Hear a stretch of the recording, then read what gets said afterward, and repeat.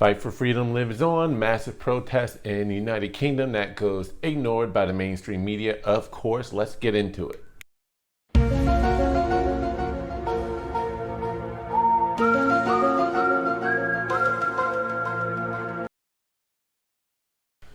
So as always, to help keep the message going out there and keep the conversation going, a conversation and message that the government and many in the mainstream media do not want us to have or want you to see, go ahead and click on that subscribe button.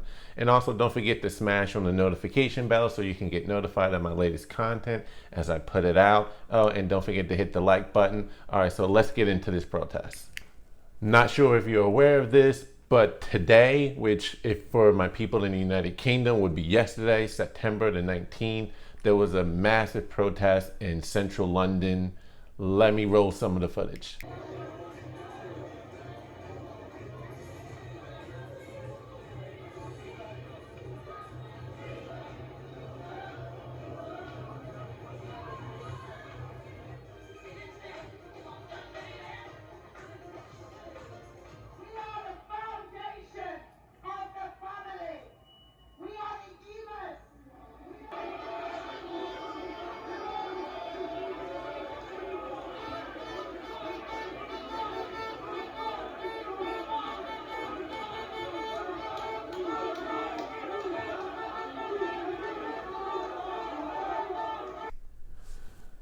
Now again, I'm showing this, promoting it, because the main point of this channel really is to make sure that the revolution will be televised, because they don't want this to happen. You're right. It's just one ant. Yeah, boss. They're puny. Puny? Say, let's pretend this green is a puny little ant. Did that hurt? Nope. Well, how about this one? Are you kidding? How about this?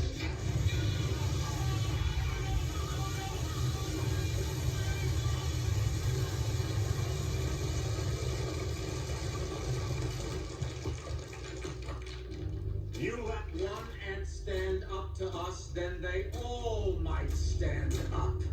Those puny little ants outnumber us 100 to 1. And if they ever figure that out, there goes our way of life. It's not about food. It's about keeping those ants in line.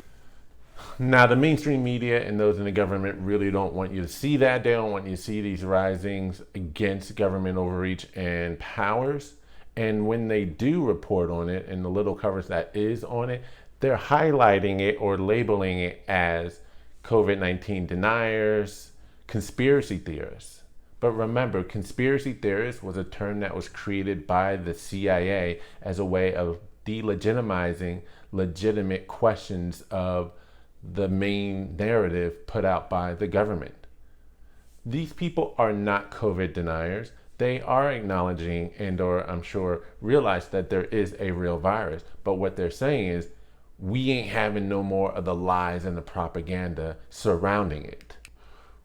We will not sit back and watch our rights and our freedoms be trampled on over a lie that they're putting out there regarding the seriousness of this virus. So what sparked this here protest was the Prime Minister Boris Johnson initiated a second lockdown. I did a video on trying to cover that as it happened. If you haven't seen that yet, I'll put the link in the description box to that video below. But people had enough. They're saying, we're not having any more of our rights restricted anymore for this. Why? They're waking up to the truth. So I'm going to read some stats to you that from the United Kingdom. These stats were put out on September. They were released September the 10th. So just going into Boris Johnson's declaration, and this was the data he had going into making his decision. And these numbers are actually as of September the 3rd, but published on September the 10th. All right, so yes, infection, positive cases did rise. But out of that rise, out of 110,000 hospital beds across the United Kingdom, only 468 beds were confirmed COVID-19 patients. Let me repeat, out of 110,000 hospital beds occupied in the United Kingdom, only 468 of those beds were COVID patients. On September the 3rd, the number of new admissions reported to the hospital, 21. Total number of admissions the day before that, 13. Total admissions before that, 15. Total hospital admissions the day before that, 9. So positive cases, test cases are rising. Yes, astronomically. Hospital admission, hospital overflow, overloading the medical system? No. Why? Because the overwhelming majority of people in the United Kingdom, I'll isolate this to the United Kingdom, who get it by their own admission are, yes, young people in their 20s and 30s who are, for the most part, either asymptomatic or so mild, they don't even know that they're even really sick. So people everywhere in the United Kingdom are waking up and saying, you know, we're seeing what's happening. We're seeing the fear and propaganda you're putting out on news, and the government's telling us to fear this, but we're seeing the reality is people are supposedly getting it by the thousands every day or every week, but we're not sick. We're not dying. We're not overloading these hospitals. Why are you restricting our freedoms even more? Is this really about a virus, or is this about the biggest power grab in world history? Now you'll have people say, you don't care, people are dying, you don't know what you're talking about. Yes, 41,000 people in the United Kingdom so far this year have reportedly died of the COVID-19 virus. Take a look at the graph. They're mostly elderly people over 60. As you may have seen that graph, the bar for people under 60 was almost non-existent, but just spiked as soon as you hit the age 70. A little high for those in the 60, from 60 to 69, not that high, but then did spike in the 70s. We care about our nannies and our pappies. We care about the elderly. We care about those with pre-existing conditions. But make restrictions, make laws that protect them. You don't have to do a one-size-fits-all for everyone because it doesn't affect everyone the same. And or just make sure that you are informing those who are quote-unquote at risk to take certain precautions to make sure that they themselves are better protected. But otherwise, the people in the United Kingdom are waking up and saying, you know what, we ain't having this. That's why I say this is not about a virus, though. When you look at how little overwhelmed the healthcare system in the United Kingdom is, you look at the fact that, yes, cases are spiking, and they know that they're spiking, but people aren't getting sick despite the spike. It's almost despite the spike. I love that. It's almost as though when this virus hit, regardless of whether or not if China released this intentionally or not, and I did a video on that earlier. I'll put a link to that in the description box below as well as the report that I'm basing my numbers off of.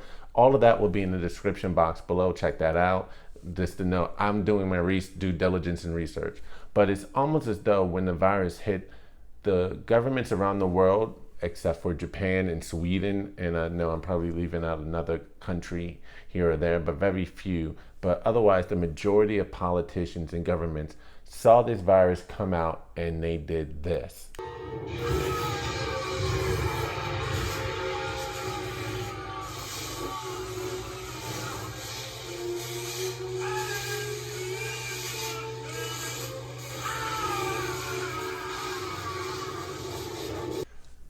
So it's time for us to say, you know what, we ain't having it. We're not falling for the fear tactics and power grab. So word up to my people in the United Kingdom. I'm here. I support you. I'm glad you're standing up for your rights, for the truth. You are not conspiracy theorists. You are not COVID deniers. You are acknowledging, yes, serious virus, but please, like Sweden, be straight with us and we'll be better off for it, because Sweden was 100% transparent and honest about the situation with their people.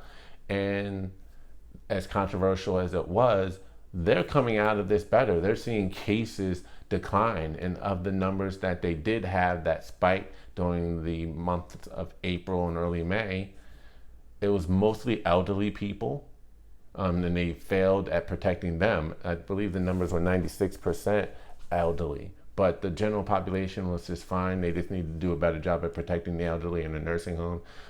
But that's how you do it. The United Kingdom, they're saying, you know what, we've had enough. And I believe the number of protesters in the United Kingdom was upwards of 26,000.